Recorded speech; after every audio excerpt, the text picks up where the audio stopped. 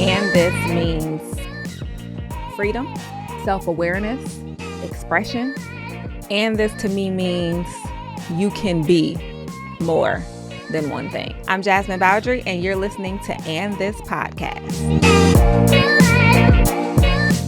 For the people who are just getting started, the first thing I want them to understand is that this isn't permanent. You're trying your first business, you're trying your first reel, you're trying your first carousel post, and you really have to remove the judgment and only look at what does it feel like, what feedback am I getting? Entrepreneurship is a sport that you can play for life. Oftentimes where I see people struggle when they're just getting started is they pick the end. They say, I'm here because I want to scale a hair and makeup brand and I want to start today. And so we box ourselves into things that may not be that, right? I've got a private coaching community right now, and a woman jumped on and she asked a question. It was so funny. And my answer and her reply was so funny that I stopped for everybody. I said, if humor isn't a part of your content, you are failing. It's so natural for you that you don't have to feel like you got to show up a certain way because everybody in your industry shows up that same way. Bring the essence of who you are here and make space for the evolution.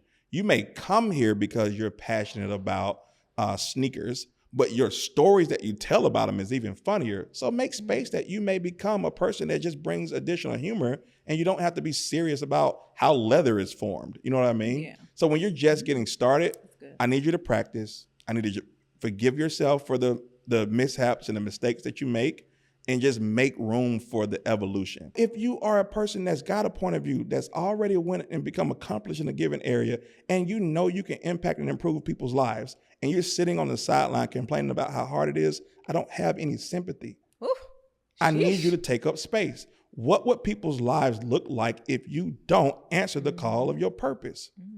And if you don't have something big enough pulling you into business, go back home, look in the mirror, and figure out what that is and start that business. I think this is the season of outside for me. I think I spent a lot of time building Amplify on the inside, and then realizing that I need the world to know we exist, who we are, what we do, and the impact that we make. And I just made a decision to just go outside. So I'm an introvert. I'm an extrovert in my craft, and I'm an introvert at heart. But I made the commitment to really want to grow my business. I don't want to be my business. I want to build my business and scale it so that it's a sellable business, because my number is $3 billion.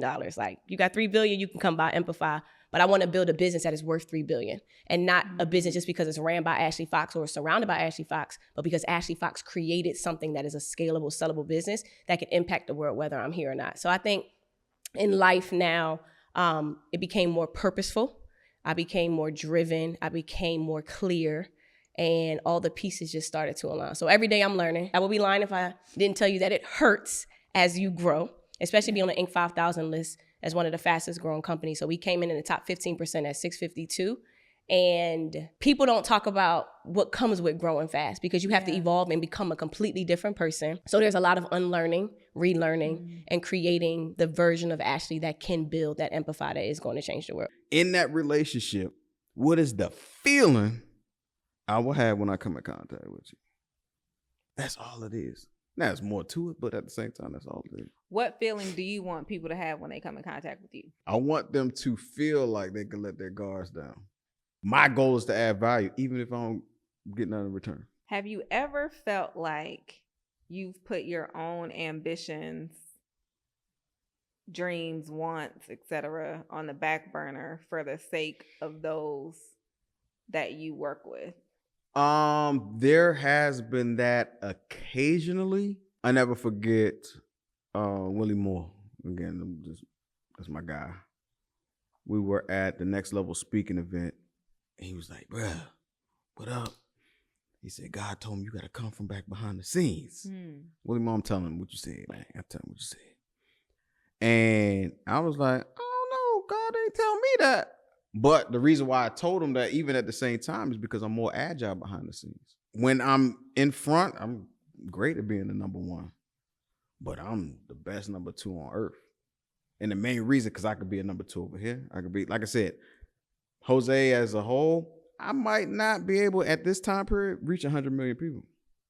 But through this person, through this person, through this person. You got 100,000. You got 1,000. You got 10,000. You got 1,000,000. You got 150 million. You got all these different. Like I'm able to now use my gift to be able to help out the masses. So at one point in time, yeah, I probably felt that. That's when I wanted, when I was Jose the Rapper featuring Jose Cinquentes. But in that same space, I didn't feel like I was being as impactful as I could. Well, what's next for you? Yeah. Like, what are you personally? Because I know, sometimes just as entrepreneurs, we get so in the weeds and like we're only focused on that one business. But, there are other passions and things that we want to explore, which is what And This is all about, is, being your multifaceted self, allowing yourself to experience different versions of yourself and explore those different things. So what's next in terms of Carmen? So one of the things that I'm really passionate about is mental health. I am a mental health advocate. So in order to run a business, mental fortitude is like one of the top things you have to have. And if your mind ain't right, your business not going to be right. Yeah. So I founded a nonprofit recently called CEO Unplugged. That is the purpose of it. It's a community of entrepreneurs coming together to tend to our mental health. Yeah. So our programming is going to be around mental health for entrepreneurs. We're going to have transparent conversations with one another. Because I think another big thing in the entrepreneurial world is that we feel ashamed to share some of our stories. Everybody wants to look like they have it all together.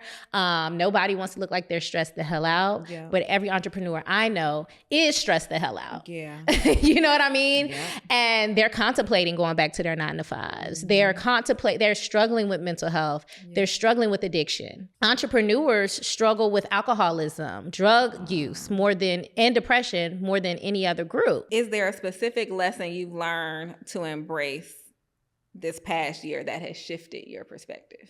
Yes. Wow. Okay. Hey, go girl. Hey. Okay. Welcome to And This, honey, where we talk about this and this and this. And this. Yeah.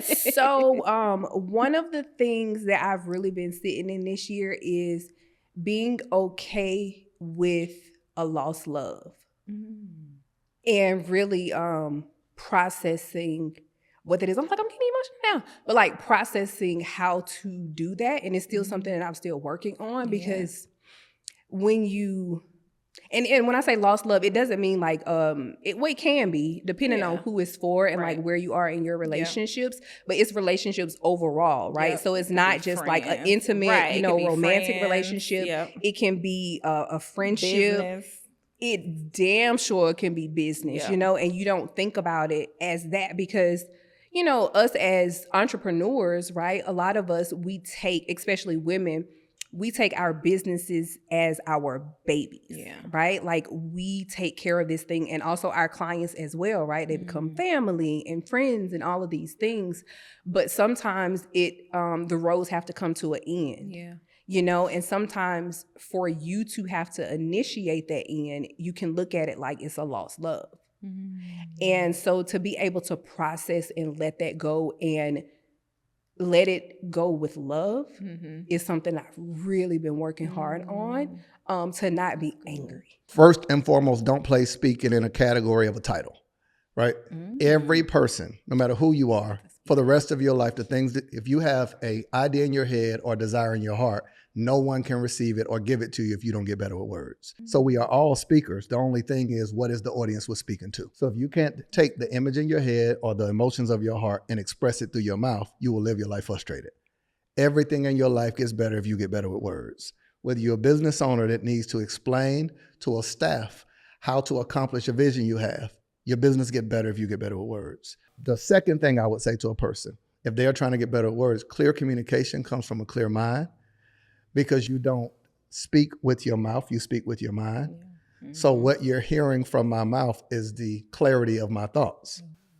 That's good. So I would say to a person, it is important for you to wrap your head around, what do I want to communicate? What do I want to be said? How do I want to be felt? What do I want to express?